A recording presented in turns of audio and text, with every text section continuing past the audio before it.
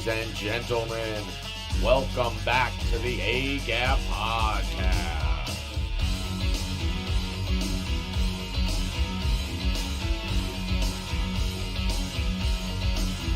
And now, your host, Colby.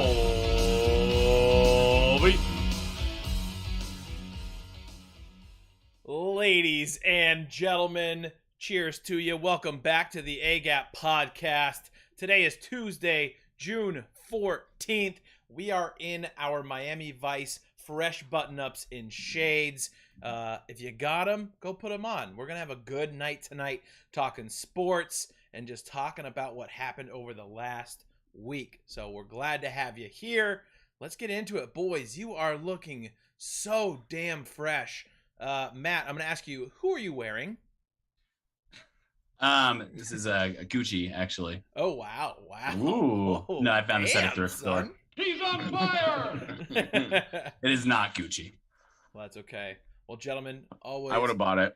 I would have bought it too. It's a beautiful snake skin. It looks like you actually went out and maybe got the snakes yourself. It looks like some Red Dead Redemption 2 shit. I love it. I'm down.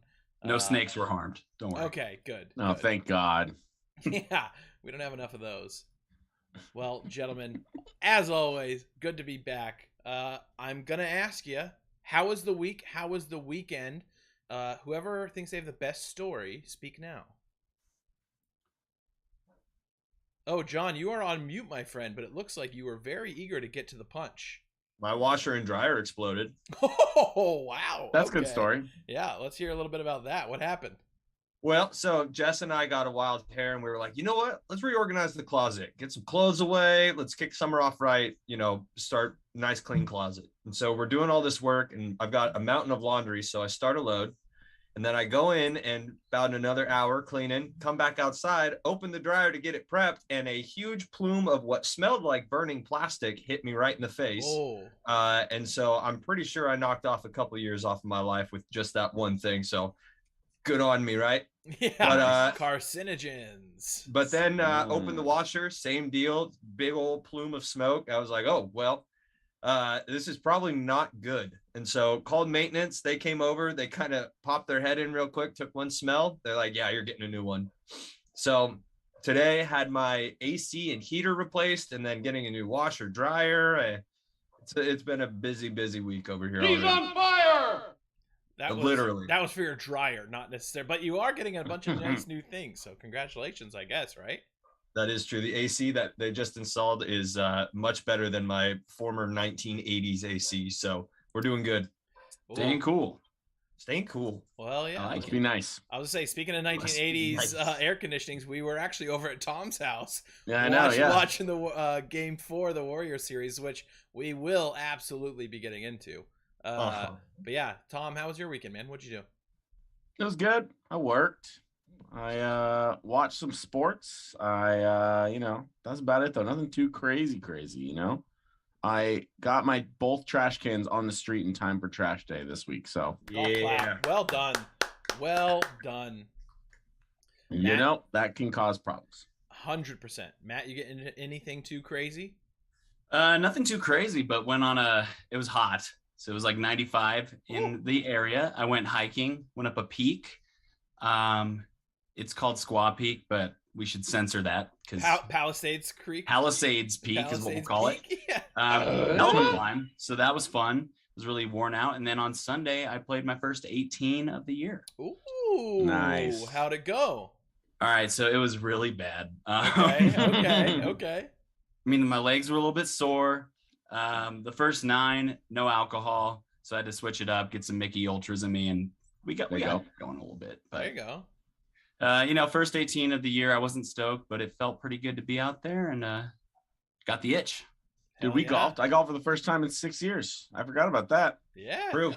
That was good times. Me, Tom, and John got out to the range on that was Sunday, wasn't it? Sunday morning, yeah. Sunday morning. Dude, I was sore as shit. It sucked. Yeah, dude, golf. You use muscles in golf that you really don't realize are there until the next day.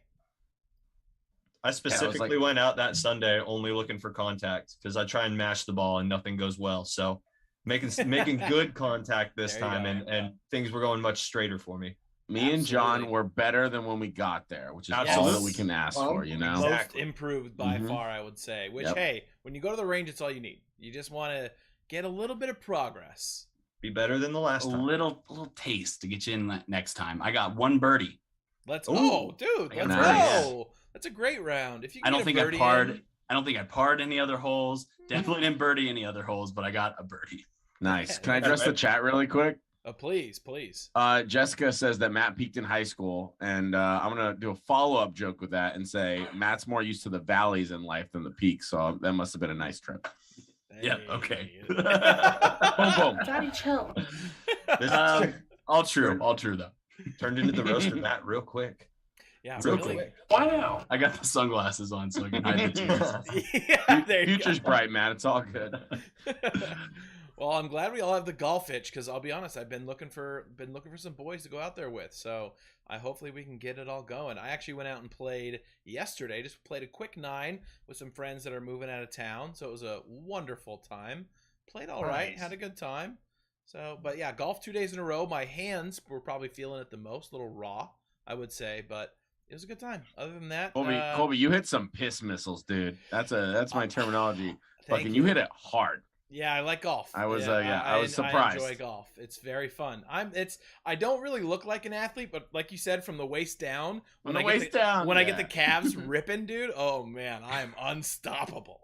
They're athletic fucking calves you have there, my boy. Those Thank are 100%. It's all. I mean, it's, That's where all the power comes from. it's all genetics. It's all genetics. Let's be real. you work for those calves, dude. Hard work, blood, sweat, tears. You could have calves like these. I just always stand on my tippy toes at all times. I'm just constantly on my tippy toes. That's the key. You're like Dennis, dude. You're always tense. Yeah. I'm always tense. Exactly. I'm always The lifestyle. always ready to strike. Yeah. But The yeah, lifestyle, baby. it was a Should fun start weekend. an only calves, only fans. Yes, Mhm. I'm Mhm. down. We've tried to boot that could up be with a new Colby fetish. pre OnlyFans. It never worked out, you know? Yeah, you can never get it off the ground. I know. I can't because I can't jump. That's the Yeah, only. exactly. There's a follow joke in here somewhere. Yeah, exactly. It's out there. It's out there.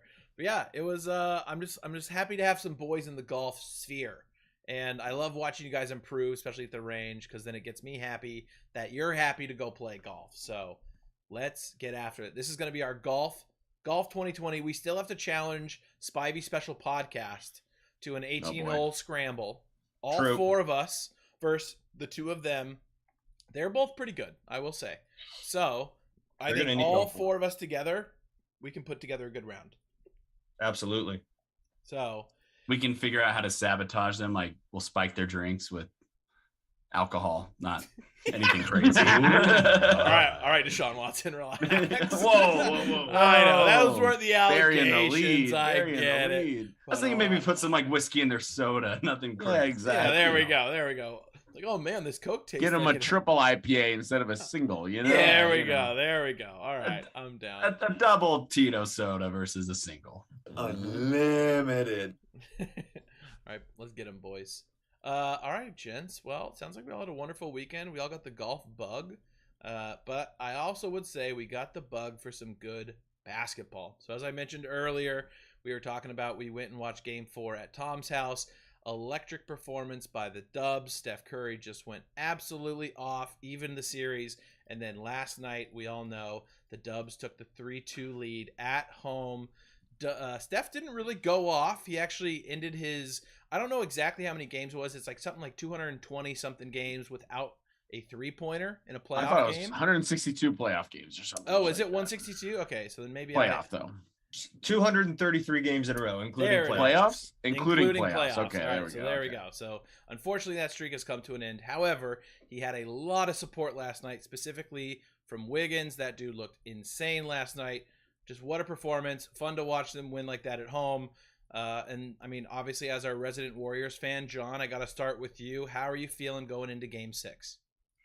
Really good. I still think I'm going to hold to my Warriors in 7, just because it'd be cool if they come home and win it.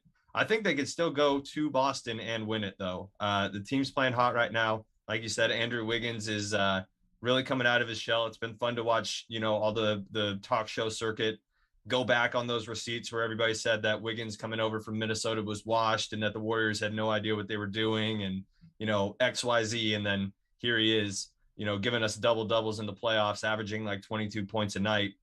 I mean, it's fun to watch, and it's good for him too. It's really fun to watch him kind of re-emerge, especially in the playoffs. Is no better time to get it done. Yeah, man, it was a fun game. Warriors still can't buy a foul though. It's like I think the Celtics are like plus 27 on us in free throws right now. It's Steph drives the lane, gets hammered, goes on the other side, plays good defense, and they're calling little tiny fouls here and there, little hand checks. So conspiracy, dude. It's interesting, and the crazy thing is I have seen Boston fans on Twitter posting shit like it's a picture of like a ref's like uniform, and it'll say like, "Oh, got my new Dubs jersey in." I'm like, what?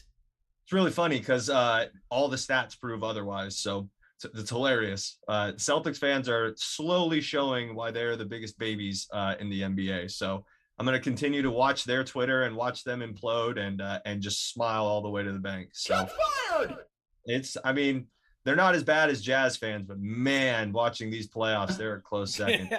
Fuck Jazz fans. Right, they're the worst fans in the NBA. If this is your first time tuning in, we don't like Jazz fans. So, yeah. No Jazz fans here. But I will say, even watching Game 4, I'll be honest, I was busy last night golfing, did not get to catch, unfortunately, a lot of Game 5. But watching Game 4, the calls were always on the side of Boston, it seemed like. And like you said, Steph Curry just doesn't get foul calls. He's like the one quote-unquote veteran great that doesn't get fouls. Don't know why, can't explain it, but it is pretty interesting to see how it's kind of shifted that way. People always Steph he is one of the greats, but he always gets but he's really good at what he does, but and then they're always trying to justify why they don't think that he's a top 5, 3, 10 whatever player. 10 is egregious, if you know what I mean, but it's just one of those things where it's Dubs fans in particular, like we've been used to this, and Steph comes out day in, day out, just puts his work clothes on, clocks in, goes and drops 43, clocks out.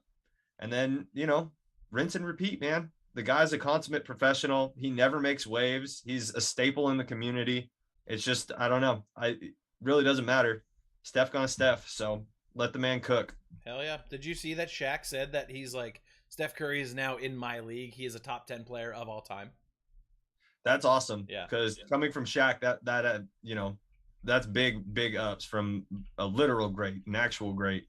And not to say Steph isn't. It's just, you look at what he did, and he changed the game, revolutionized the game. Anywhere you see anything. Me and my buddy were talking about this because I went out to a bar and watched the last game. And it's crazy to watch because he's a substitute teacher, and he says it's crazy to go out and watch kids on the basketball court right now because all of them are shooting threes, deep threes, half court shots. Nobody's doing any kind of like drive the paint or anything. Everybody wants to be Steph. So it's awesome to see, man. It's good basketball right now too. So did Steph ruin the game of basketball? I don't think he did. Anybody who could shoot that fast with that little of space with that accuracy is just entertaining. It's crazy. I mean, we've talked about it on this podcast before. He is one of the few players currently that can do it, and no one's done it before him, right? So I'm sure there will be some in the future like him, but maybe not as great, because obviously the team around him, as proven last night, can pick it up if he's having a bad shooting night. That's fine. But he's got a great team and a great coaching staff around him that can pick up the slack. And it's funny also on Twitter to see specifically your brother, Connor, who's been on the show before, talk about the Wiggins trade. And it's like, oh, wow, we got Kuminga and Wiggins for DAngelo Russell. What a steal. Minnesota's trying to move D'Lo is the rumor today, too. Really? Wow. Are you ready? Once again. Oh boy! And cannot poor man. Yeah, that's absolutely insane. Well, the Celtics could use him in this fucking series. That's for sure. Absolutely. Maybe not his defense, but definitely his scoring. One thing I actually did see about defense, and this isn't going to be a full segue out of talking about the finals, but I saw that Mike Brown, the future Sacramento Kings head coach, has had a really pivotal role in helping Wiggins on the defensive side of the ball and kind of like instilling confidence in him. He like showed him a video of him locking up LeBron and was saying like, dude, you can do this every single night. You just got to work and you got to do this, and kind of was like giving him pointers. So as a Kings fan, that's great to hear that we have a coach that can instill confidence in his players that may be kind of perceived as potentially underperforming at other teams or other places. So that was nice for me to hear, but I just thought it was kind of a cool thing that like Wiggins has always had this potential. He just needed the right guys to kind of coach him up. Well, and that's the thing. It's been just, like I said, a lot of the talk show circuit today has been going back on old receipts of people saying that Wiggins was not going to fit in and this wasn't the right place. And he, are we seeing the end of, a former number one, blah, blah, blah. And then he gets surrounded. I mean, it's Steph Curry. It's Klay Thompson. It was kind of true at the time, though. Very. I don't believe it. I didn't believe it. I thought it was a perfect. It was a risky move, and it worked out. But I don't think everyone should get like shit on for being like Andrew Wiggins hasn't lived up yet. And D'Lo, but that's not what I'm saying. Like lived up yet to that point. There's no denying that. Yeah. Was falling in with the Warriors the right place for him to go? Most certainly. 100%. That's what people are getting on right now, is that people were saying that this is not the place for him. He's not going to do well here. But did he not do well up until that point? Absolutely. Yeah, there was a ton of question marks. I think Colby said that every player should play on the Warriors for a little while. Yeah. I think that would be better for the entire NBA. Yes. The league would be elevated at that point. It's like every starting pitcher should go to San Francisco and every struggling vet should go to Golden State for one season. Yep. There you go. Exactly. I like it. Made different in the Bay, baby. Something about the Bay brings the best out of people. True. It's the ocean breeze. Exactly. Yeah, baby. Every D end that's struggling should go play for Chris Kosaric in San Francisco for a year. Go get a contract. There we go. Ask Arden Key. Yeah. What I'm saying. I know this is a little early and maybe we shouldn't talk about it, but aren't Bay Area sports fans just a little spoiled, dude? I was reflecting on that with this about as long as things go as planned, right? There's 2 games, and if they do pull it out, but talking about how many championships the Giants have done, how many championships will be the 4th one for the Warriors. The Warriors will be the bigger dynasty if they win this one than the Giants, which is crazy to think about when the Warriors started going. And then it makes me feel a little more okay with your guys' Niners team that consistently makes the playoffs but doesn't win the big one. Makes me, I'm a little more like, all right, you guys are all right. There's something to be said for like being a fan of teams that are just functional. Yeah. Like 100%. the Niners weren't for a few seasons, but every Bay Area team now is, well, not Oakland, but they don't count. They're on their way out. Sharks. Yeah, like Sharks just functional it, teams that you expect, even if they go through a drought, they'll figure it out. Yeah. Like their front office will turn things around. They're not in total disarray like the Detroit Lions, Jacksonville Jaguars. Got to respect that. So as a Niner fan and a Giants fan, I respect that. And like, I feel spoiled because I know that even if there's some lows, they'll probably get back on the right track because they're franchises that are committed to winning. Yep. Versus people run the show. ones. Yep. That was like a few podcasts ago. I mean, I had mentioned it's Boston and Golden State, 2 of the arguably best sports cities probably in the last decade. If you look at championships won per city, I mean, I can't think of 2 other cities that have been better than that, right? I mean, you have Patriots, you have Red Sox, who have had a couple here and there. Celtics have always been in the mix. Then you have the Bay Area, as teams that we cover, that we love, always in the mix. I mean, other than that, I can't think of a city that has multiple sports teams constantly in contention for a championship. I guess New York, At least just like but recently, you expect not them great. to. Right. You're right. Right. Same with LA. Right. You expect them to be a top-notch sports town. I guess LA fans right now would probably be like raging at me saying this because they have Dodgers who just won, Rams who just won. Yeah. So I get it. It's there. However, it feels like over the last 10 years, LA has been a little more silent than the Bay Area and Boston. I don't necessarily mean they like only making it to championships, but just teams and cities that like that's the goal. Like the Colorado Rockies don't go in every single season thinking we're going to win a World Series. Right. You know? Mm-hmm. Right. So that's more what I mean. But And if LA's LA up there. If Chicago LA didn't have Disneyland, then they wouldn't win all these Mickey Mouse fucking championships. They Hey, there it is. Let's go. Well done. Well done. Got him. 5 points. Good job, Tom. Yep. So yeah, I think the hardest thing I think about being a Bay Area fan, but then for myself and probably Tom included a little bit, is being a Kings fan, where you have all these other teams that are like, yeah, like we have the potential to win, or maybe not win this year, but we're going to tool up and try and win next year. Whereas the Kings just don't have that opportunity and haven't for quite some time. And that's we've been building tough. a lot of character out here in Sacramento. You know, Yeah. we're Yeah. really growing as people. Growing as people. We got a new arena. You know, people are excited. Made a big splash in the trade market last year. But all right, I'm gonna go full pivot here unless anybody has some final words on the finals.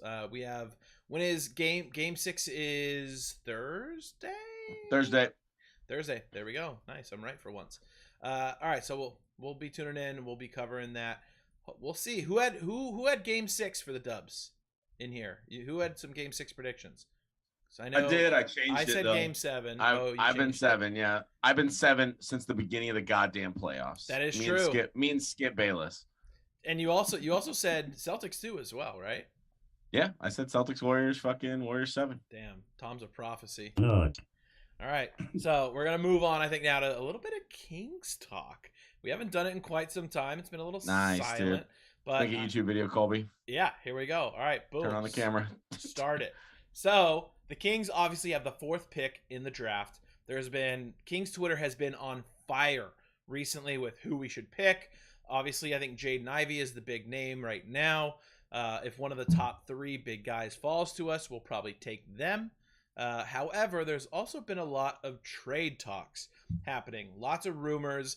It seems like every single time there's like a draft trade talk, there are Kings fans, Knicks fans, Detroit fans in the comments fighting each other. And it's extremely entertaining.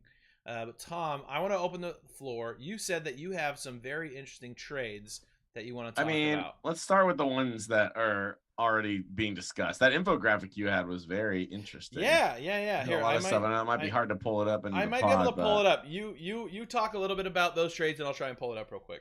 All right, so there's obviously a couple different angles, right? Are we trading up to go get Banchero, Chet, or are we trading down to get an established veteran and move down in the roster order to get people like OG Anunoby? John Collins keeps talking about, keeps coming up.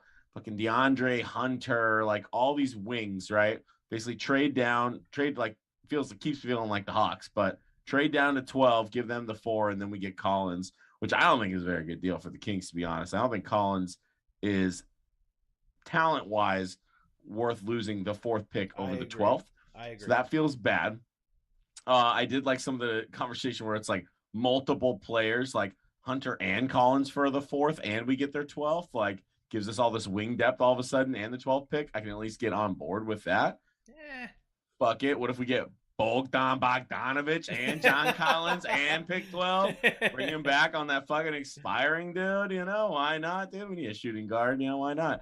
I wouldn't hate that. It's just been a lot of discussion. I feel like every Kings Twitter person has got a different idea, and it's all for content. They're just trying to keep spurring up these conversations, trying to get people to give their ideas to keep all the likes going and all the retweets.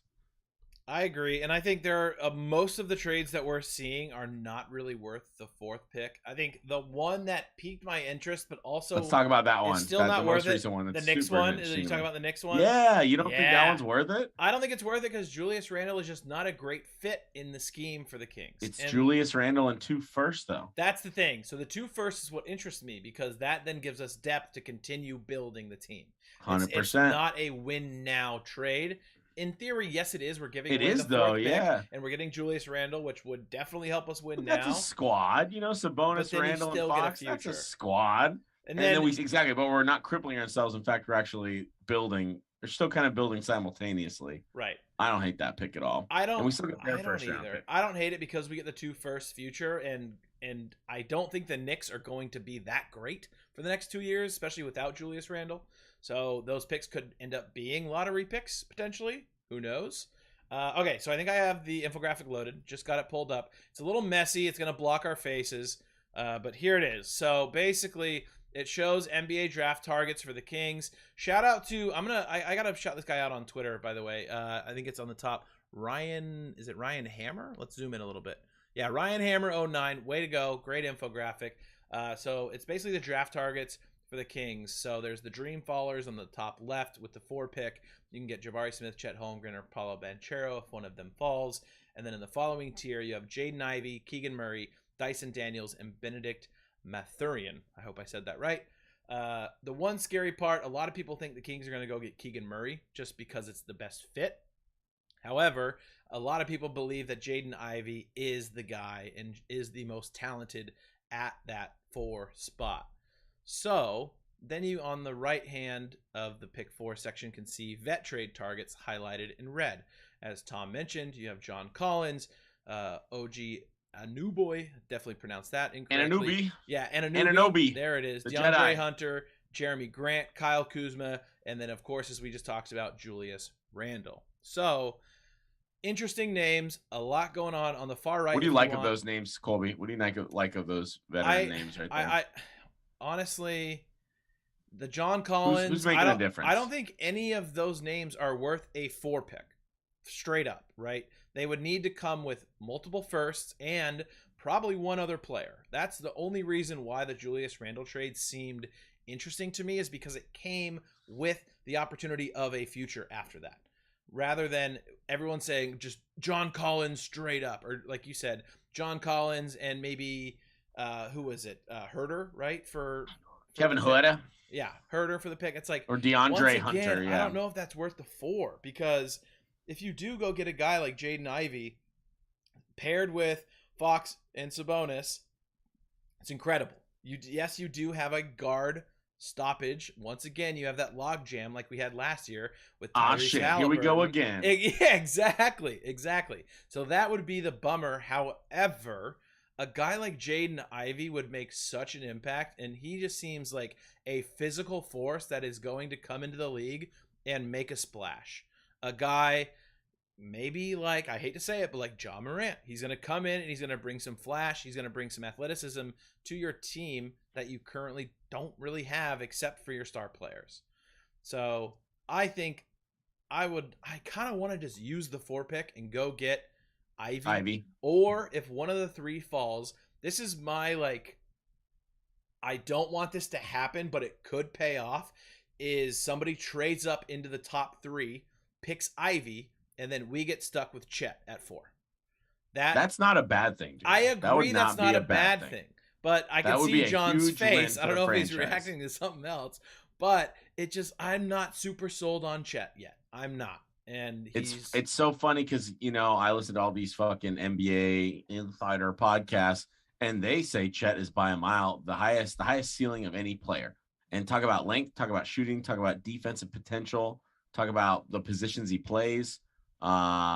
He just could be the guy. Like he could be better Kristaps, or could be just as good Evan Mobley. Yeah. With better ball handling. He's just so small. And I know everyone's like, he's going to get bigger. He's going to get in the gym. But he's a twig. And that's, I guess, I've heard a lot of people say, like, this has been his adversity all of his life. He's been the little guy, even though he's 7'1", basically. But he's always the small guy. He's a skinny, thin, skin and bones. So was Giannis. So was KD. I guess. So is Brandon Ingram. Okay. Still is. All right. He hasn't thickened up that much. All right, Tom. How about obviously Kristaps is the worst. Kristaps is the worst. You know, right. Like that's the worst case scenario of what could happen if we get Chet, where all he does is he shows defensive potential, but then he can't stick in the paint because he's too fucking skinny. Or like Kristaps, where he just got hurt and all of a sudden he's too scared to be physical anymore. Obviously, the worst case scenario is fucking injury. But the best case scenario is you have a guy that can rim protect, that can shoot a corner 3, that can efficiently run the offense. He could even, like, I don't know, you got Sabonis who can dish the ball, you got Fox that can dish the ball, and then Chet that's got the ability to dish the ball, all with their own scoring potential. And I don't know, I just think he could do it all. he could be the best player on our team in 3 years, and I wouldn't be shocked at all. That would be incredible. I would love for that to happen. I would love for him to prove me wrong. And this is once again an extreme hypothetical. So let's say this, Tom. Let's say you're Monty McNair on draft day. I really think this is going to come to a draft day decision. I really do. 100%. And let's say those top 3 guys go. They're gone. Do you trade the pick or do you get Jaden Ivy or Keegan Murray? I think I as much as I do agree that Keegan Murray is a better fit, and I think if we trade, let's just say we trade from 4 to 5 and get Jeremy Grant from the Pistons, and we just go 1 pick down and they pick Ivy and then we get Keegan Murray, I would be okay with that. I can live with that. Where we end up getting Grant and we get Keegan Murray, just give a super wing depth. Okay. But I don't know. I also don't mind the Ivy pick at this point. I think we collectively as a Kings group have decided that Ivy is worthy enough with his talent and we understand what the future is. I just feel like if we draft Ivy, I'm going to need to get a new license plate for my car. Sooner rather than later. Yeah, because I just feel like the future of the Kings is not with Fox. And it's honestly not with Sabonis at that point. It's 2 young guards. And what can we build off of them? So, and maybe that's not going to be the point right away. I think they're going to try to run it with Ivy and Mitchell and Fox. But I just think that's the next move is trade Fox to a win now team. You know? And then get younger. Yeah, but then once again, aren't you still kind of stuck developing young talent and you're still fighting for playoffs? 100%. Still 100%. That's why I'd honestly think sell getting it all 2 first and go round. get your picks. We get pick number 12. We get someone like AJ Griffin. We fucking get Julius Randle on a crazy too expensive deal. But we just run that team, and I think we'd be competitive. I think Julius Randle's going to be all pissed off because of all the conversation. And I think as much as he's a bad team guy, I think he would go to a place that's supposed to be a bad team place. And I think he would just have a real big chip on his shoulder and I think would at least try and compete. Okay, so I don't think he's going to get paid that much money and go to a team with like Fox and Sabonis and fucking Mike Brown as your head coach and the Sacramento franchise that all they want is just to make the fucking playoffs. And I don't think he's going to show up there and just completely stop caring. I think he'll at least play and try to honestly play well enough to get traded to a good team. All right, fair. John, I'm going to put you on the spot. You've had a lot of facial reactions during this entire conversation, but you've been biting the fuck out of that tongue. I can see your jaw clenching. John hates Julius Randle. Yeah, what are your takes after that little conversation there? Oh my God, who the hell cares? Shut up, bitch! I was thinking, I'm like, we spent like a minute on the finals. We're like, what about the Kings draft? Hey, nobody wanted to talk finals. We tried. Everybody got quiet, so we're all watching Kings. The finals. Only me and Colby are looking at Twitter about this every day. Very true. I mean, that's fair because it's this is for you guys. This is obviously such a big topic because here's this taste. Domantas Sabonis is in the building now. Num num num num. We've got a star player. Num num num num. Oh my God, we're up to the number 4 pick. Num num num num num num num num. We could get kind of a change the game player, or we could go find ourselves a wing. You guys have avenues. My interest is going to be how your front office fucks this all up because that's the track record. And so I'm going to be interested. I'm going to be watching your guys' takes too, because obviously there was a little bit of a platter here. Seems like you guys could kind of go multiple ways and still be all right with the decision, which is fair.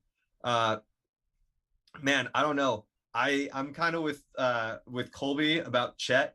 I hear your side of the story, Tom, and all great points about, KD and Giannis and all these dudes. But does Chet have the capability to be those guys? It's hard, right? Very hard to say. I mean, look at Wiseman. Wiseman was supposed to be our stretch 7-1, and he hasn't touched the court. And so it's just one of those things where you take this risk. Obviously, Warriors, that's a number 1 pick. That's so probably hurts a little bit more on our end, to blow it that bad. But remains to be seen, I suppose. I don't know. It's all good points, boys. We picked Marvin Bagley, so we know what it feels like to lose a terrible and pick. Then some, right? It's not going to get worse. Every single lottery pick the Kings have had, except for, De'Aaron Fox has not worked. So it's tough.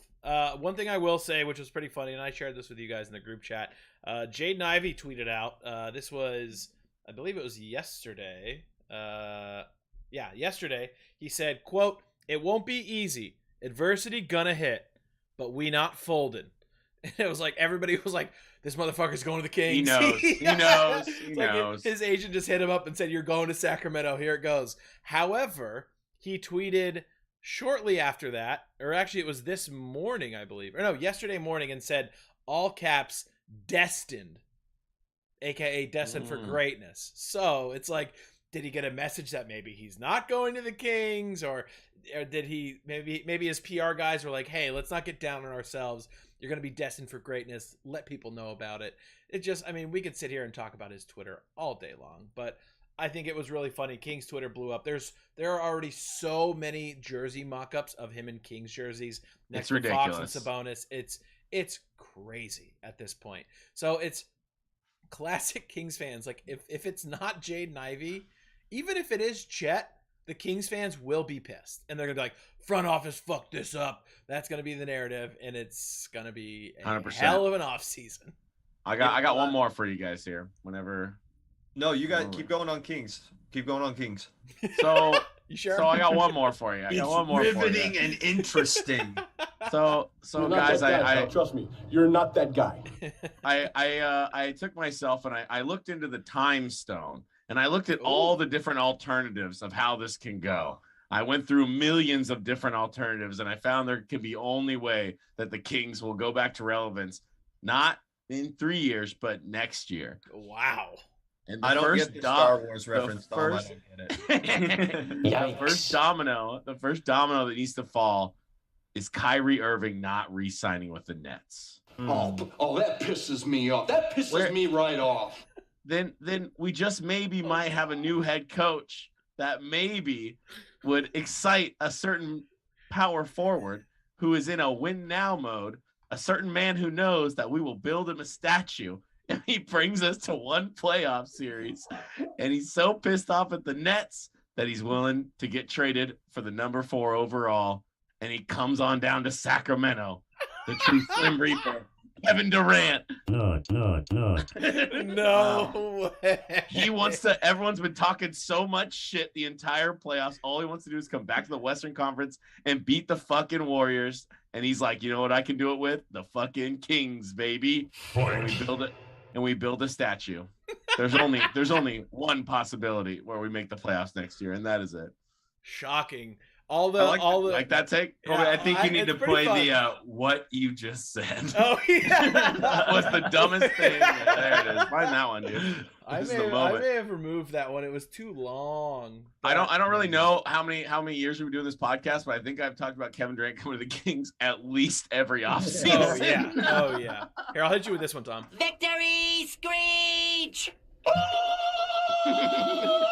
Yep. That would be legendary. That might be the only team I've never seen photoshopped on Kevin Durant in the cornfield. Yeah, exactly. You know, like, that is the only team I've never seen on his chest. Before he went to the Nets, remember there was that one interview. He was like, "Sacramento's pretty cool," and everyone's like, "He's coming." Yeah. Oh yeah. Oh, that would be. Hey, you know what? That might be a legendary hot take. That would be absolutely incredible. I've been working on it all day. I didn't know how to bring it up, but I've been working on it all day. Yeah. I would love it. I mean, hey, you know, another California rival for the Warriors, John. Here we come. You know, it might just piss him off that much, and KD is a shallow man, and he might be ready to move on. There's something there. He hasn't tweeted once about how good the Warriors are doing. Oh yeah, he's people not taking happy. notice. Right. True. Once again, John. It doesn't matter what you think. Well, I was gonna raise Tom his Kevin Durant take and tell him how the Warriors are gonna turn the number 28 pick. I apologize, into Nikola Jokic. Oh, I love that take. He's never. We're gonna draft him though. You were going to draft him and you didn't? Oh. No, I'm sorry. Nikola Jokic there's another Nikola Jokic. That's right. That's right. You got me good, dude. Wow. All mocks have us taking him at number 28, which I think is probably the best take. There's another guy that the Warriors were talking about, Orlando Robinson from Fresno State, which is actually kind of cool. My mom's alma mater, so nice. You know, let's go Dogs. and he's more of an offensive guy. Nikola is more defensive oriented, which fits a little bit better into the mold. But I don't know. I think it's going to be Nikola Jokic on the Warriors with the 28th pick. So Nice. both getting all stars, Tom. Also, Andrew Wiggins is not going to be happy with the number the Warriors give him, then the Kings are going to sign him. Somebody pull this man. Somebody. Everything I'm telling you though is Vivek's wet dream though. Let's be real. Oh God, he's at the Warriors games. Like he wants to be in the front office again. I actually saw a really funny tweet that was like Vivek is going to end up drafting Nikola Jokic and be like, wait, it's not the guy we thought it was at the 4 pick. Like, no. He goes, wait, what? Yeah. All right, I think we've talked about the Kings for enough time. We've already been live for 45 minutes. Yeah, we can move right along. Wow. Yeah. All right, let's talk to something that we can all get behind. Last few days, the Giants ended up sweeping the Dodgers 3-0 in San Francisco. Damn, it feels good. Beat LA. Boys, how are you feeling about that series? Expectations are fully back through the roof. Oh yeah, dude. We're winning the chip. We're winning it all, baby. We're winning 100. No, I'm back though. I was fully off the train. I was like, we're not that 100%. great. It's fine, no worries. But now I'm like, we're so fucking back. So bullpen had an off month. They had an off month. You know? Yeah. Kapler never doubted him for a second. We did. I read a tweet that said Giants Twitter DFA'd half the bullpen last month, but now we're all back in. So yeah, totally.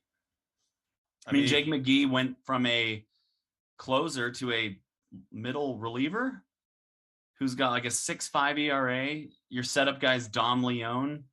I mean, it's not sexy, but they're getting by. They're starting to hit. They're just so scrappy under Gabe Kapler. 100%, Since he took over, they're just so fucking resilient. Night in, night out. They usually have a chance to compete. We tweeted this. Next guy up shit. Is there a better manager right now than Kapler? Like, I don't know, man. You can make the argument that he consistently is the best manager now. Finding ways to win with less. Right now. Yes. Yeah, I'm feeling very good. I agree. Feeling very good. Yeah, it was rookie of the year candidates.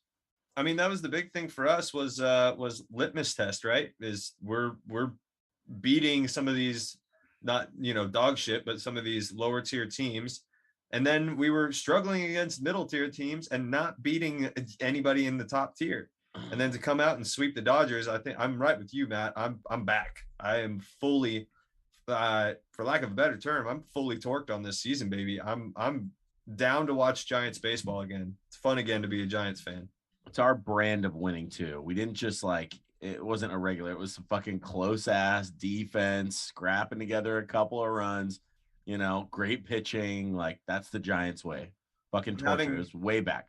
Having a lot of fun this year watching Tyro Estrada and Luis Gonzalez. It's been very, very fun to watch those two play. Yeah, Luis Gonzalez, National League Rookie of the Month. First Giants rookie to win it since Lamont Wade? No. No. Before. Is it Crawford? Before. Is it Posey? Yep. Nice. There it is. 2010. First 2010, Giants rookie to win a National League Rookie of the Month since Buster Posey. Crazy. Wow. And that's another crazy. Like Luis Gonzalez. Who's that guy? Right? That's what I'm saying. Love it. Who's that guy? Who we cutting from the outfield? Yes. Lamont's coming back. I'm kidding. Do you Belt is back today. Yes. Ooh, Belt is back. Is he in the lineup? Yes. Walton went down, right? Yes. Makes sense. No more Donnie Walton. He was fun. Elliot Ramos is back in. I was going to say, you already, he is. Yep. He is. Yep. But you have him coming up He's soon, not ready. so somebody has to move. He's not ready. Every time they bring him up, he does not look great. But every time I watch him in Sacramento, he's a 350 hitter. Yeah, exactly. Yeah, he's a fucking monster in Mashing Sacramento. him, yeah. I mean, Darren Ruff ideally is a DH. Yep. Yep, and he's a good DH. Yeah. I do not see this team without him, at least right in its current state. Same. Need that pop. Duggar's coming back. I know he We plays good just defense, said- great I leadoff. got to watch him in Sacramento recently as well. Yeah, he's on his rehab assignment. I just Yep. love. If I had a gun to my head and I had to pick Slater or Duggar, I'm picking Slater every time though. Oh, to stay or go? If I had to pick one to stay, Duggar or Slater, I'm picking Slater, dude. He's been more reliable, I would say. Yep. I like Duggar's upside a little bit more. Like I think Duggar's best is better than Slater's best, but he gets hurt all the time and he's inconsistent. So Yep. The hardest thing. I'd stand with that. I'm with Tom. I'd probably go Slater over Duggar. Just Love for the the same. mustache. Love the story about Kapler telling him you're a great hitter, and he went out and hit a fucking an important home run in a game. You know, fucking juiced him up. Has this team been better without Joey Bart? Yes. Yeah. Yeah. Yes. Yeah. Austin say- Wins is awesome. Yeah. We've had more wins. Damn it, Matt. Sorry. More like Joey. Low hanging fruit, baby. Low hanging fruit. It's I funny. love it, dude. The I'm Eugene here. Emeralds. Luis Matos was out for a little bit for the Eugene Emeralds are a Giants A affiliate, and they tweeted like, "We have a special appearance coming back to the lineup tonight," and everyone's like, "Is it Joey Bart?" Just shitting on him, getting sent all the way down to single A. Jesus, dude. Yeah. We have. I was gonna say Giants fans. We have turned on him pretty hard. I know. I won't dark apologize times. though. He This is has hard. held himself accountable, as even what Kapler said. He understood. He's like, he got the call and he walked into the office. He's like, I know. he's like, don't I worry, my know I bags are suck." packed. They've been packed for a week. Yeah. I mean, it's got to be tough, and I mean, I would say that San Francisco is definitely one of the more forgiving fan bases. We're not going to actively sit there and like shit on you, but it's just if you can't be a 50, you can't have a 48% strikeout rating and expect to stay up in the big leagues, my guy. It just doesn't work that way, and so for him to, come in and it's my fault. I'm striking out. I understand why I'm going back down. Like, go get you a little confidence. Sacramento, another great fan base that'll just embrace him just because he wears the uniform. That's how we do it. So go get a little confidence, but you just don't belong up here right now, man. And the stats prove that. They prove it. I mean, you want to talk about tearing up AAA? That guy has only done that, but he's going to be 26 next year. And Like, so at what point is he a 4A player? there you go. It's a very, very, very valid point. And that's kind of where all the question marks just kind of lead to is like, it's like, yeah, he could go back to AAA and tear it up, but the guy is going to be like, right now is when he should be coming up to the MLB and producing, not looking like this is his first time up here and he's a little lost. Yep. No. Just it's got to be better than that. But I like Papersky. I like Same. Austin Wins. I like Same. the catchers. The battery's solid. You're going to have Lamont Wade back at some point. I don't know what's going on with him. Soonish, I think, right? He, Did they read I think something? he had a setback No. with he had like an ankle or something. I don't know. But, you'll have him coming back.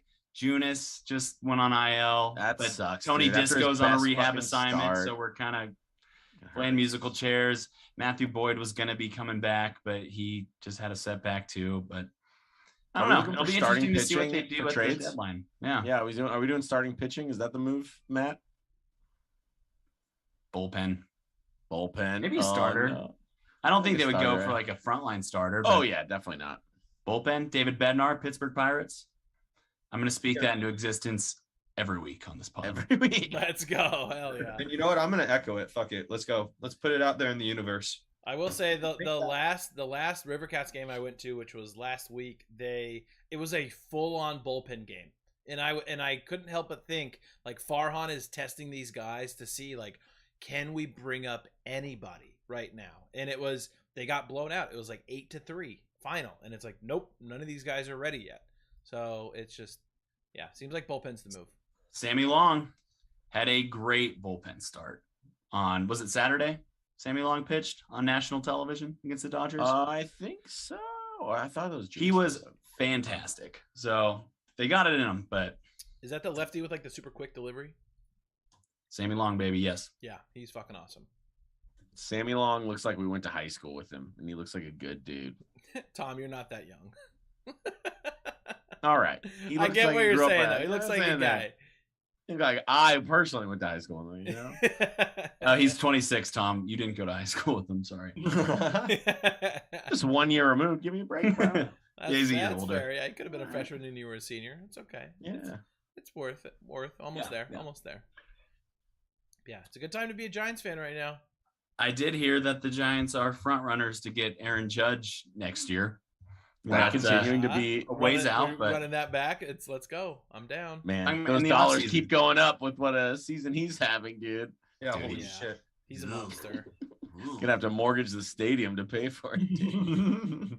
Does he have like 25 homers right now? Oh yeah. Yeah, he had like 2 jacks, has like diving catches in center field as a 6'7" guy. It's like, yeah. Here's what you do. You sign Aaron Judge. Okay. You trade for Juan Soto. Right. Okay. Mamma mia. I mean, say less. You know, I think that's exactly. that's a good formula. Right. Deal. I'm down. I think we're all down. You give up Luciano for Soto. Oh, my other one was you signed Trey Turner as well. Was he free agent next year? Yeah. What do we do with Luciano? Because I read an article about how he's the 3rd best prospect in the entire goddamn MLB. Yeah, well, he needs to get promoted to Double-A, which will happen this year, and then maybe end of next year. He's still young. Do you trade him for Soto? Yeah. Oh, you love Soto, dude. Yeah, I mean, it's Juan fucking Soto. I mean, especially if we sign Judge, we're 100% a win now team. Let's just throw everything out the fucking window. Yeah. We got Judge. I mean, Juan Soto will be 25 when he's a free agent in 2025. So, I mean, that's still a win now. What's the cap? That's still a future piece. He's 22 years old, 23 years old. So 100%. You give up whatever it takes to get a Juan Soto. Imagine the Giants go out and trade for him. That's fucking insane to me. I think they should wait until he's a free agent, but I'm just holding to the conspiracy that Crawford is in constant communication with that guy and is trying to pull him into the Bay. They always seem buddy-buddy when they see each other. Juan Soto is familiar with the family, so we'll see. But would they they wouldn't even really get to play together? Like, I don't know. We don't really want to talk about Crawford leaving because we love him and he's gonna be on the Giants until he's 86 years old. But 100%. If we're being realistic, Silicon Valley, pretty good blood boys out there. That and fair. Maybe not Jerry Jones say. good, but it's pretty fucking good. Silicon Valley versus Arlington, Texas. I think I might put my money on the Silicon Valley. I mean, big thing. Jerry imports. That's very true. Very true. Plus, you never see like the back of Jerry's head and like just how they're stapling his skin together to hold it all back. It's like The Simpsons where he's all clipped on the back and he looks great in the front. Crawford's going to be a part of the Giants, though. He's a NorCal kid. He's not going anywhere. Yeah, like Posey wanted to go back home, and that makes sense. Still wants to be a part of the org. Crawford's going to be a part of the org. A lot of these guys are going to be forever Giants, really. And so I think that's why there's some credibility to the Crawford doing a little bit of recruitment here. And so maybe I can wait. Maybe I'm a little greedy and I just want Juan Soto now. So they looked friendly. But can you imagine if you just had to pay him? And by the time he comes up, you got Luciano, you got Matos, you got Ramos, you got Judge, who's getting a little older, but he's still great. You got Trey Turner. Matt's Kyle really Harrison's buying front in. runner for the Cy I'm over Young. here talking about Katie the He's Kings. on You calling me fire! crazy, dude? Fucking Matt's over here building a fantasy roster. That's true. forced trades are on. Hell, Yeah. hey, if the Dodgers can do it, we can do it, right? And Bryce it's Harper same- gets same jealous. He GM, says he'll take a same pay cut. He GM. comes. Yeah. You know, Bryce so- Harper takes a pay cut.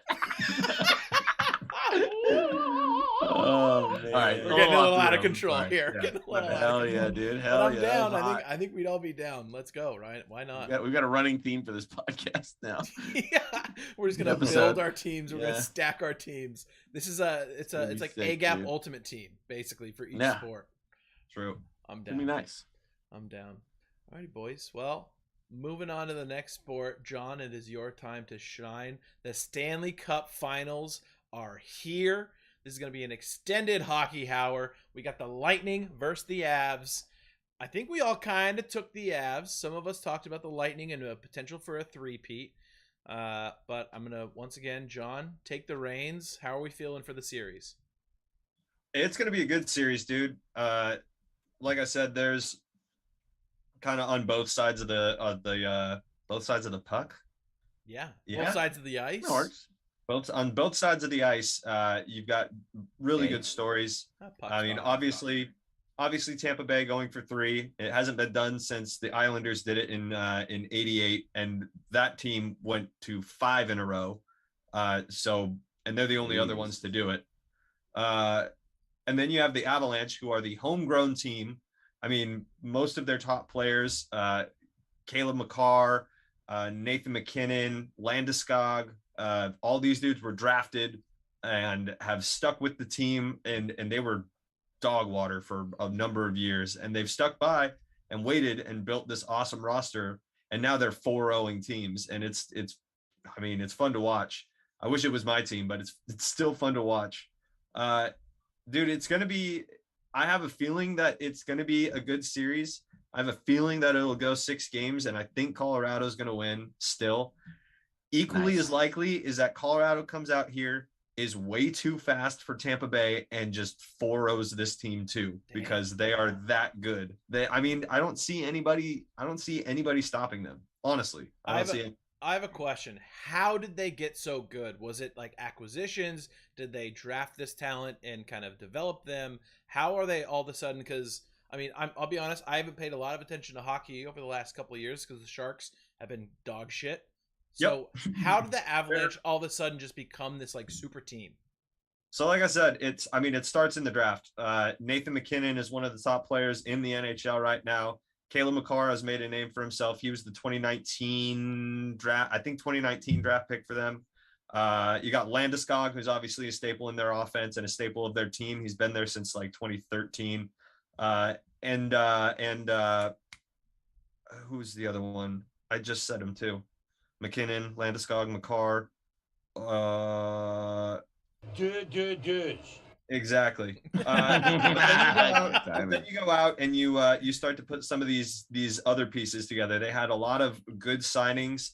One big one is Nazem Kadri he came from Toronto, and he's been obviously in the news as of late. But he's been a great signing for them too. He gives a good veteran presence, and like I said, they just have found a way to click. So it was a lot of draft picks were the big thing right now, which is why I like them. That's the other one, Mikko Rantanen.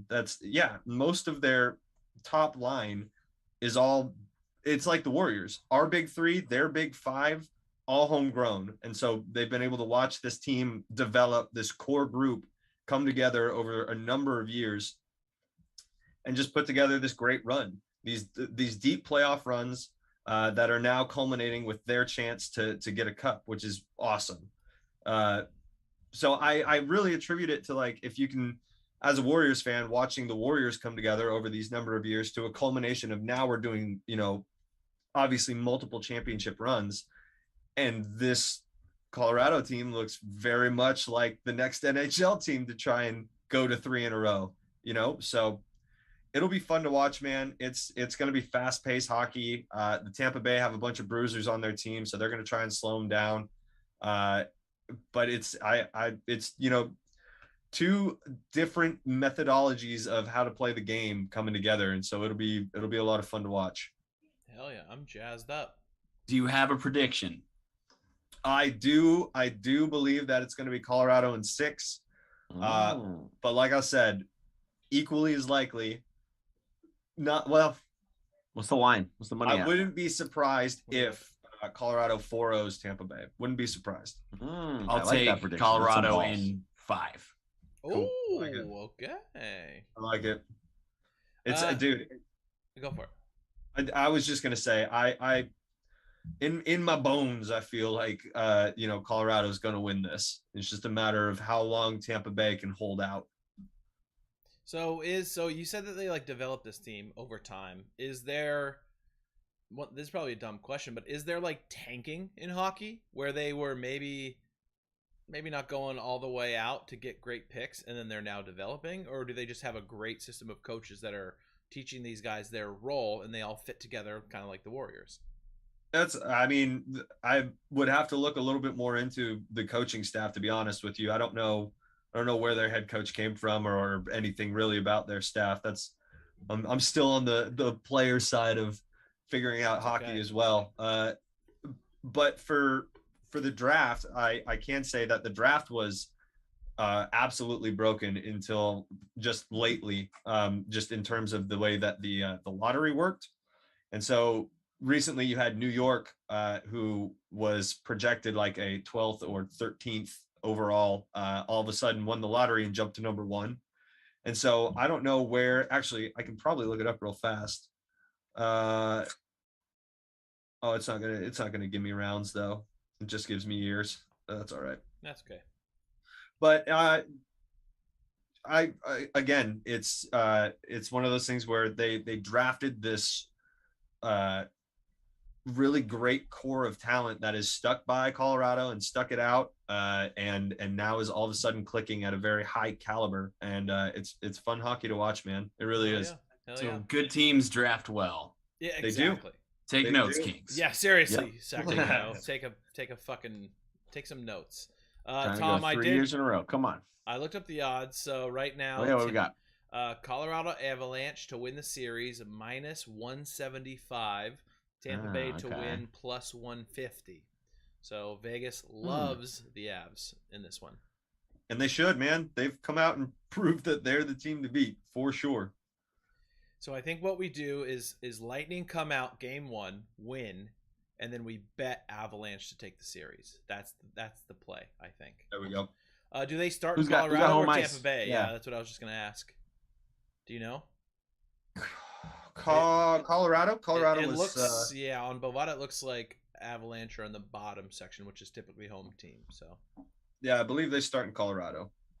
deal. It is in Colorado, game 1. All right. Colorado. Tomorrow, baby. Let's Let's go. take it. Damn. So we got tomorrow. We got some hockey. The next day we got finals. Holy shit. Sports So we are probably got. I hot. assume we got hockey on Friday too, right? Is it a 1 day off? Probably, yeah. 1 day off for homestand. There you I go. would assume so. The only Wow. thing not Weekend. really kicking off, we haven't even touched on it. NFL, Deshaun Watson still a real piece of shit. Talked to the media today. Can you guys Fuck fill me that in on that? guy. 'Cause I didn't watch any of that. mean- All I know is they're up to 26. Yeah, there's not much to Yeah. talk about. That he just It's the spoke same publicly shit. for the first time, and I mean, what was he supposed to say? Honestly, Exactly. like He was very well Yeah. trained. Everything was very Yeah. coordinated. Like, oh, I don't really have an answer for you. You're going to have to talk to my lawyers. He said that a few times. He said, this has affected my family and my teammates a lot. He said, what was the quote? He said, like, it's time for me to show the community who I am and walk with my head held high and a smile on my face. That one really fucked me up. That's just not okay. Like, come on, man. Like, take some accountability. He can't though, or his whole case is ruined. Exactly. yeah, he's just a guy fighting for his life here, fighting for his reputation, which is soiled. So yeah, fuck him. Destroyed anyway. On a slightly funnier note, did you hear what Tyreek said about Tua versus Mahomes? No. I want to know. Please tell me. I want to know. They just asked like stupid question, but they're like, who has the better arm, Tua or Mahomes? And Oh boy. he was like, well, obviously arm strength, I got to go 15, but he said Tua's more accurate. So we'll see. Huh. Tyreek's got his guy. He's dude. got his guy. Got his Tua. guys back to the fucking good teammate, man. They're gonna be fun to watch. I mean, that's a lot of pressure on a first-year head coach and a unproven quarterback, but pretty stacked. Should be fun. But yeah, Tyreek's got a podcast called "It Needed to Be Said." So Oh boy. they talked about kind of the Chiefs fallout and stuff. Really? Talk Is it about a interesting? guy that gets a free pass for being a total piece of shit. But that's Yeah, Tyreek. Yeah. but that's different. But yeah, he said he would I take. got a question. They're like, would you rather have the 70-yard long bomb or the in the breadbasket on the run, take it 70 yards to the house? And what do you think he said? Breadbasket. Bread basket, of take it to course. the house. Yeah. I like shorter passes. Tua is I tell my Tua is husband every basically- night. a left-handed Jimmy Garoppolo, but Oh, I was gonna ask. Matt, when's your Dolphins Mostert jersey coming? He's gonna be there in time for the season. I'm a big Mostert guy. Big Mostert guy. I hope he does well. I know you are. I mean, the likelihood is he does one sweep, gets 15 yards, kind of limps off the field a little bit, stands on the sideline with his helmet. Seems like he's okay. Out for season. Out for season, exactly. And he's gone. But luckily, they've got so much depth. Stable of weapons. Yeah, exactly. They've got so much depth that when he only plays the first 2 games, they'll be good to go. Yeah. They got the 2 fastest players in the NFL, and also Jalen Waddle, who's up there. So if Tua sucks, that's all on him. Sony? Isn't that the 4th guy they have on the depth chart? Is Sony Michel? Yeah. Chase Edmonds, Raheem Mostert, Sony Michel, Myles Gaskin. Myles Gaskin. That's crazy. The only proven running back, at least from a Dolphins standpoint, you know? Crazy. Pretty crazy to have those guys in the room, though. And they have Tyreek Hill, Jalen Waddle, Devontae Parker, Preston Williams, Cedric Wilson, and our boy Trent Sherfield. And Mike Gesicki. Damn. Don't step on Mike Gesicki, that dude. That team is fucking stacked. Gonna be sick. Can you name one of their offensive linemen? Nope. Laramie Tunsil. Oh, there we go. Well done. No, wait, they drafted him and traded him to Houston. Oh, no. Yikes. That was a long time ago, right? Yeah, he was the gas mask pick. The gas mask pick. There's a whole documentary about it, dude. Yeah. No, I can't. Super interesting. We'll see. We'll see if it pans out. Alrighty, boys. Yeah, once the Stanley Cups is over, once the NFL Finals are over, once the NBA Draft is over, then we can start getting back to our bread and butter. We'll start making some preseason predictions. We got a few Baker Mayfield to Carolina rumors going on right now. Yeah, aggressive. I saw that Carolina is aggressively pursuing him now all of a sudden. They're just stuck on the money. It's like, tell me something I don't fucking know. Yeah, well, maybe they saw Deshaun Watson's presser today and realized that he's not going to play for a year, so they had to turn up the heat with their offer to the Browns. Yep.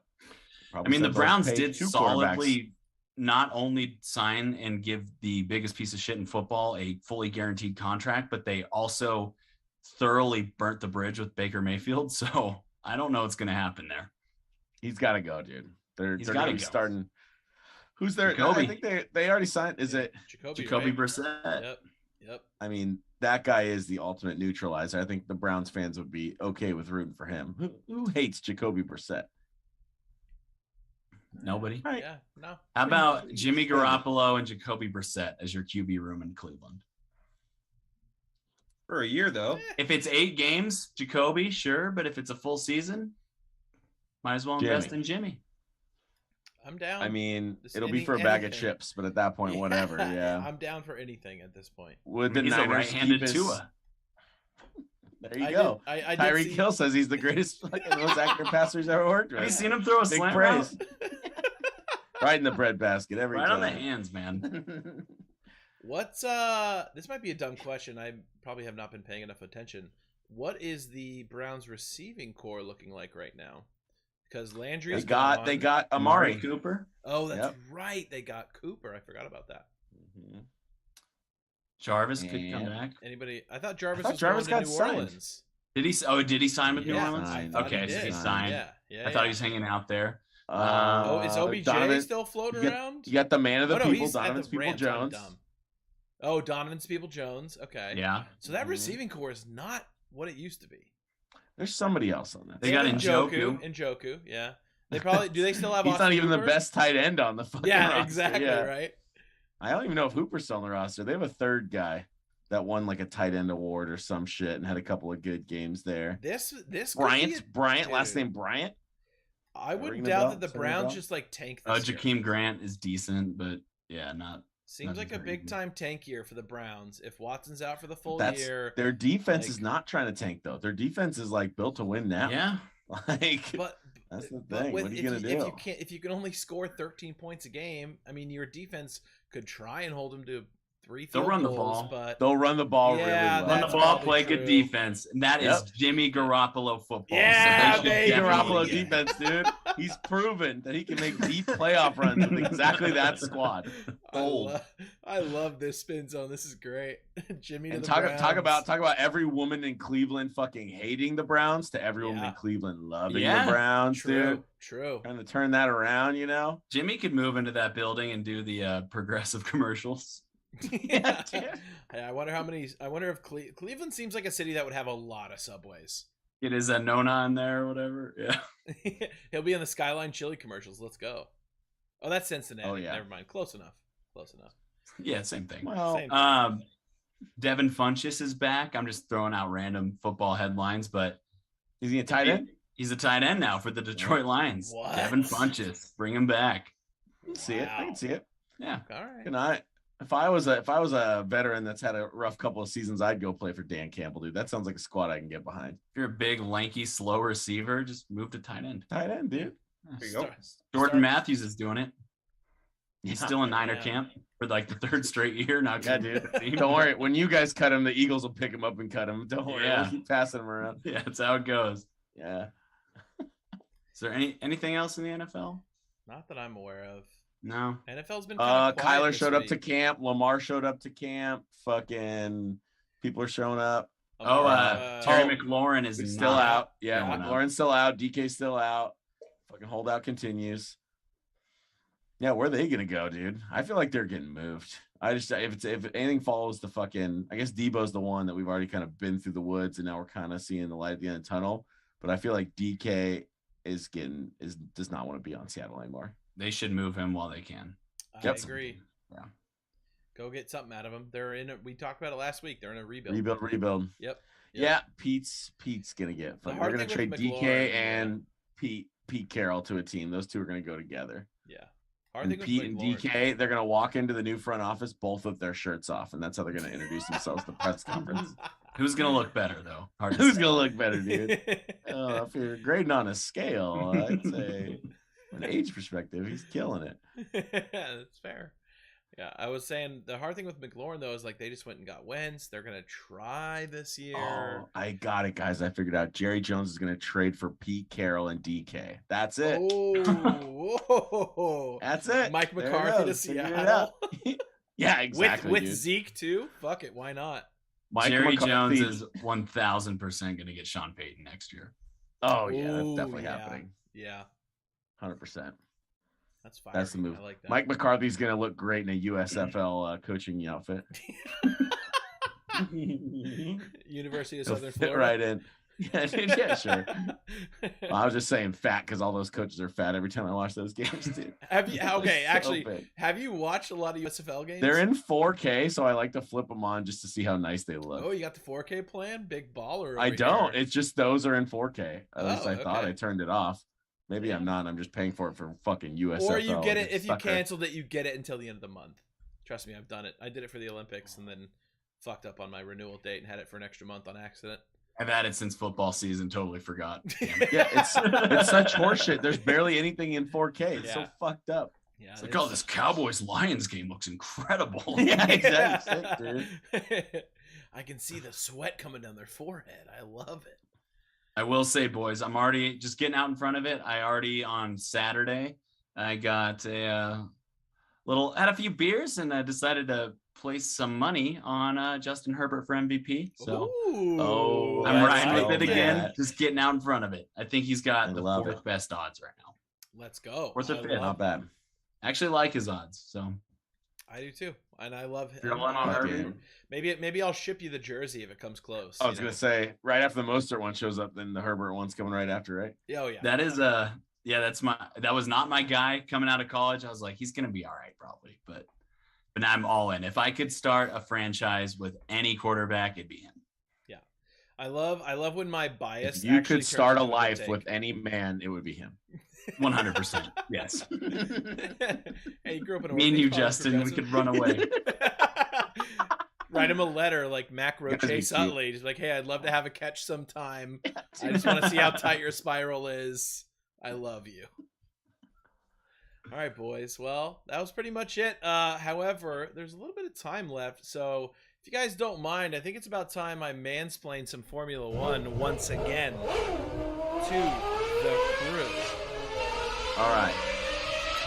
So I was talking with Matt a little bit about Formula One this weekend and kind of hit him with a good spin zone. So the reason why I think all of you need to get into Formula One, specifically if you're a football fan, is add it to your YouTube TV library. And guess what? You get to wake up on Sunday morning with something to sit down and watch right away and get your bio clock ready for NFL Sundays. That way you're ready to wake up Sunday morning, sit on the couch, press play, and sit there for a few hours and enjoy a sporting event. So that's my elevator Convinced pitch. me. Yeah. There you go. And I then went and added it to my library immediately. Boom. There we go. And if you want to get really into it, you got qualifying on Saturday. Get yourself ready for college football. And if you want to get really into it, then you have practices on Friday. And I don't really know what that's setting you up for, but practices are on Friday too. But this week they had a wonderful race in Azerbaijan, aka that is a country for those of you that didn't know. They raced in the city of Baku. I knew that. There you go. Okay. I know well that. done. Well I done. do too. I know about the world. Me too. Ask me anything. Where is Azerbaijan? What countries border it? Algeria. Here, you know what? That's not a terrible guess. Not a terrible guess. Egypt. I'll give you Morocco. Somewhere we're talking Northern Africa. All right, keep them coming. Way off? Keep them coming. You going? We're going west of Egypt. West of Egypt. West Egypt. West of Egypt. Incorrect. Is it actually West Egypt? Yeah. South No, Egypt. It is in the Eastern Middle East. Actually, I need. Oh, of I course, kind the of Eastern need to Middle look East. it up. Actually, yeah, I know, right? I got it for you is if you it- need it. Is There- it oh, bordering John's got it. Israel? I got it for you. What You ready got, for it? John? Yes, So they're bordered by Russia to the north, correct. Ooh. Iran to the south, Correct. west by Armenia. Kind of. The western border is on a sea. Eastern border is on the sea. Oh, eastern border. Correct. Yes, I'm sorry. The western border is yes, Armenia and. Never eat shredded wheat, dude. Oh, there he is. Okay, yes. And you have the last and one. then Georgia. Bam. Georgia's the other one. Did you have to look that up, or did you just know that? Oh, I absolutely looked it up. Well done. All right, that's okay. So you still get points. 5 points! But yes, they were in Azerbaijan, which is a wonderful street circuit. It's basically long straights and then a super technical section and then massive long straights. So with the Red Bull power unit, which is great in the straights, Red Bull ended up winning, going 1-2. Max Verstappen took the number 1 spot. Checo Perez took the number 2 spot. Red Bull and Ferrari all weekend in practice and qualifying were just above everybody else by like a second and a half. However, Ferrari's car was not built for the long haul. Both cars from Ferrari, Carlos Sainz and Charles Leclerc, had engine failures and were out, unfortunately. So big shakeup in the Constructors' Championship, which is the team, and the World Championship. So Charles Leclerc was the number 1 driver for Ferrari, who was leading earlier in the season, has now been overtaken by both Max Verstappen and Checo Perez. All I gotta say is Max Verstappen keeps on clapping. He does keep on clapping. He keeps on clapping. Mercedes had a lot of issues due to porpoising, which it is named after a dolphin, as a dolphin. Corpus Christi? Porpoise Christi, yeah, that's correct.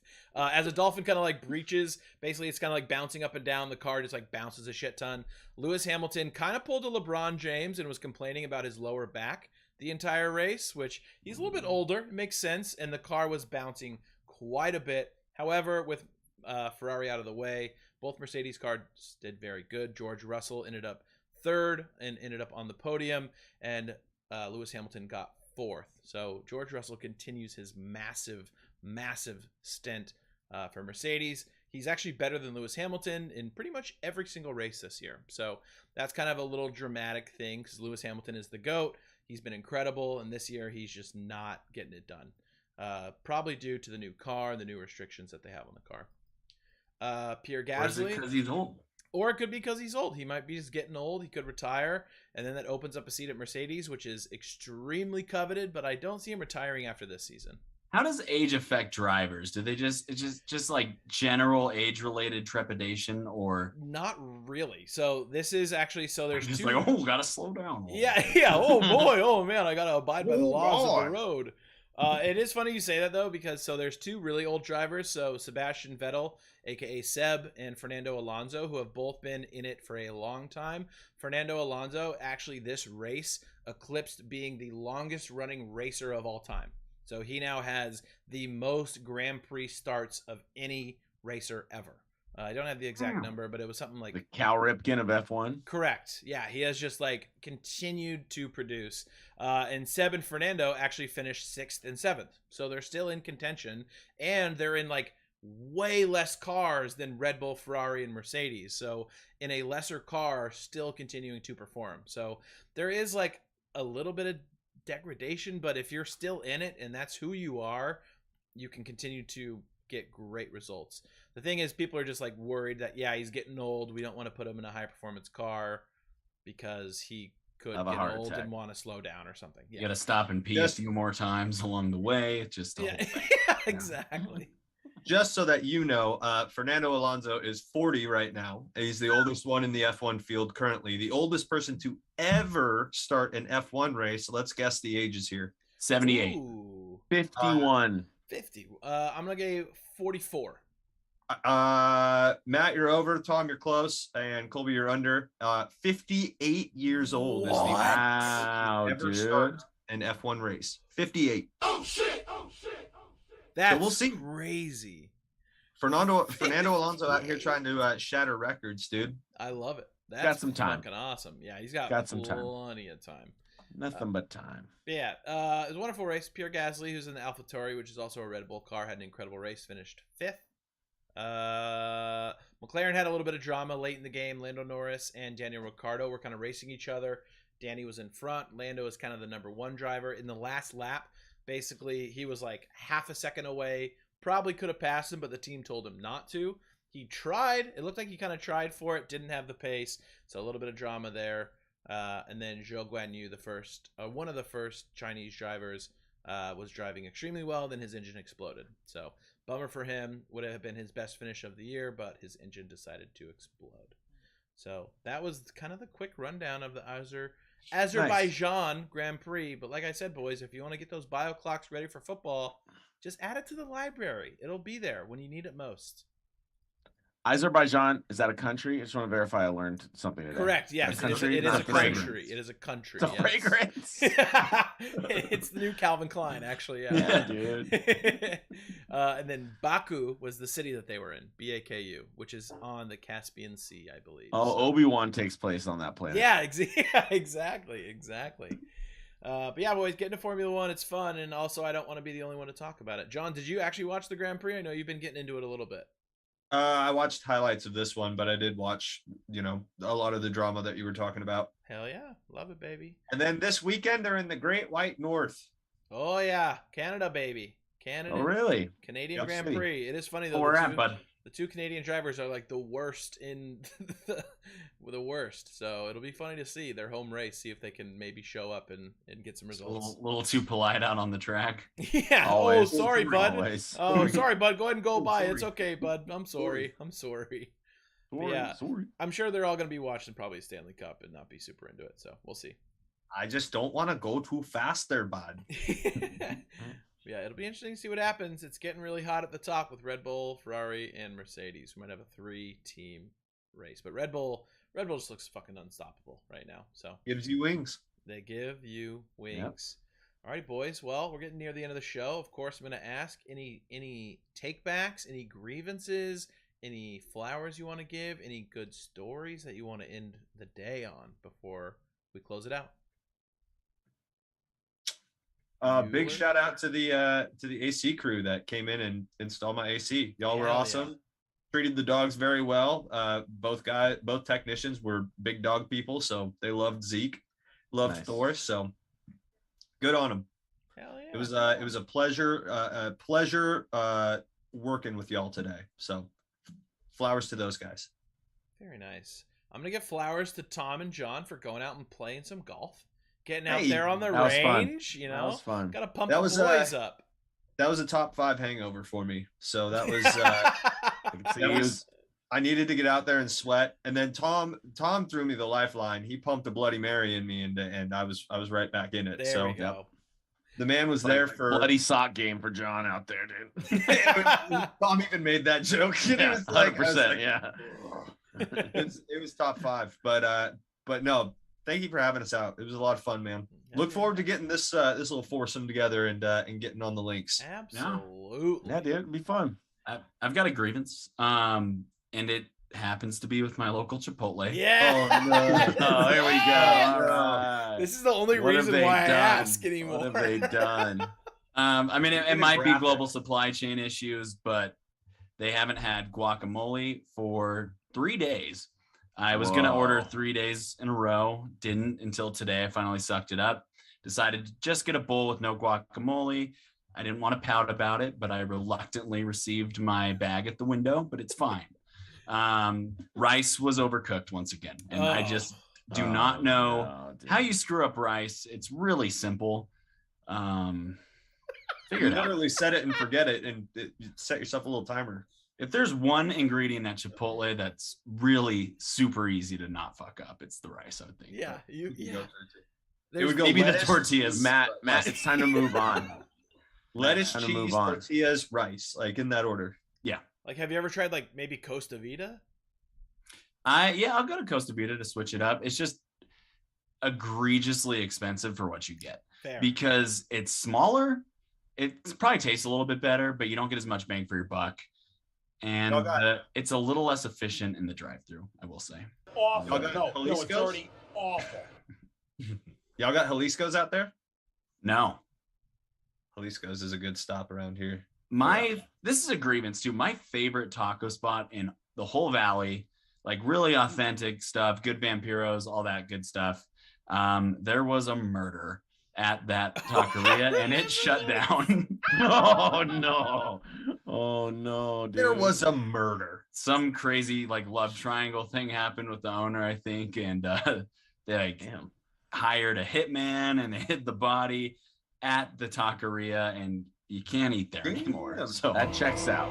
Yep. murder will ruin it for everybody. It will. That is very true. It's a lot. Tends to have that Murderers. effect. So just remember that before you go and murder somebody, you ruin it for everybody. Yeah. Matt once again has to go back to Chipotle. Thanks. The Yeah. more you know. I want to do that. Gotta find a new taco spot. Yeah, it's unreal. That's impossible. It's impossible. And you came from like one of the meccas, dude. San Diego, top tier fucking taco spots. Yeah. Hard. So my standards were high. I transition. finally found a spot that I was like, this is on par. And then And here we murder. go. Murder. And then fucking murdered. All right, boys. If you learned anything from today, just don't murder. Just Don't do it. No, Don't just murder. don't. Just do it. don't. Just don't do it. Just don't do it. Don't do All it in the park. Don't do it in the park. Come on. Don't anywhere, but don't do it in the park. Alrighty, boys. Hell of an episode. Appreciate you guys for being here. Appreciate everybody in the chat. Everybody hanging out with us. Thank you all so much. We will talk with you all next week. Once again, check Twitter. It might be Monday, might be Tuesday. I know we keep teasing that, but just stay tuned on the socials, and we'll let you know what is going on. So, once again, either see you next Tuesday or see you on Monday. We love you all, and we'll see you next week. Bye. Bye.